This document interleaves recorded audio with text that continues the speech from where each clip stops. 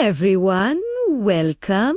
Today we have a heartwarming story about love, sacrifice, and the wisdom of our elders. Through this tale, we'll learn how our actions define us and why respecting others' experiences can shape a better world. While listening to this story, we'll also explore some new words and how to use them in sentences. So, stay with us till the end and immerse yourself in this inspiring narrative. Once upon a time, in a remote village, there lived a poor young man named. He shared a small house on the slopes of a mountain with his elderly mother. The two survived by working on their small piece of land. Life was hard but peaceful, and they found joy in each other's company. However, their serene life was soon overshadowed by a dark decree. The emperor of the land, a cruel and unkind ruler, announced that all elderly people in his kingdom would be sentenced to death. He believed the elderly contributed nothing to society and were merely a burden. This news spread fear and sorrow across the land. No one dared to speak against the emperor's orders. Ishamu was devastated. His mother was his world, his guiding light, who had supported him through thick and thin. Torn between love for his mother and the emperor's brutal edict, Ishimu faced an impossible choice, but his heart made the decision for him. He could not betray his mother no matter the consequences. Her life meant more to him than his allegiance to a merciless emperor. The next morning, before the emperor's soldiers could arrive, Ishamu decided to take his mother into the mountains. He remembered a long-abandoned hut he had once seen during his travels. Though it was far from ideal, it was better than letting her fall into the emperor's hands. Carrying his frail mother on his back, Ishamu climbed the steep and rugged mountain path. The journey was exhausting, but he was determined to protect her. Unknown to him, his mother was quietly breaking off small tree branches and dropping them along the way. She feared her son might lose his way back home. When they finally reached the hut at dusk, Ishimu prepared a resting place for his mother with leaves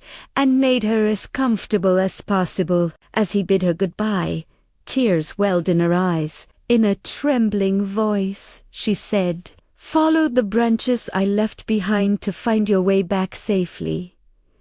Ishamu turned around and his gaze fell on his mother's hands, scratched and bruised from breaking the branches. Despite her own suffering, her love for him had never wavered. Overwhelmed, he broke down in tears. Leaving her was the hardest thing he had ever done, but it was their only chance for survival. Every day Ishamu climbed the mountain to bring his mother food and supplies, all while continuing his farm work in the village. He did this tirelessly, risking everything to care for her. One day, the emperor issued a bizarre new decree. His subjects must make a rope out of ashes, a task that seemed utterly impossible. The villagers were baffled and despair swept through the community. Ishamu shared this challenge with his mother during one of his visits. After pondering for a while,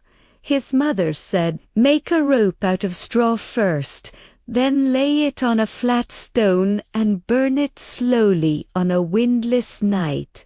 The straw will burn away, but the ashes will retain the shape of the rope."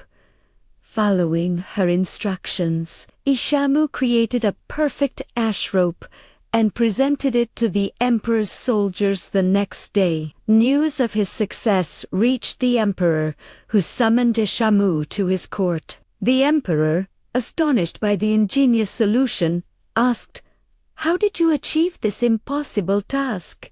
Caught in the moment, Ishamu confessed the truth. He revealed that his elderly mother had provided the wisdom to complete the task, and that he had hidden her away despite the emperor's orders, expecting punishment.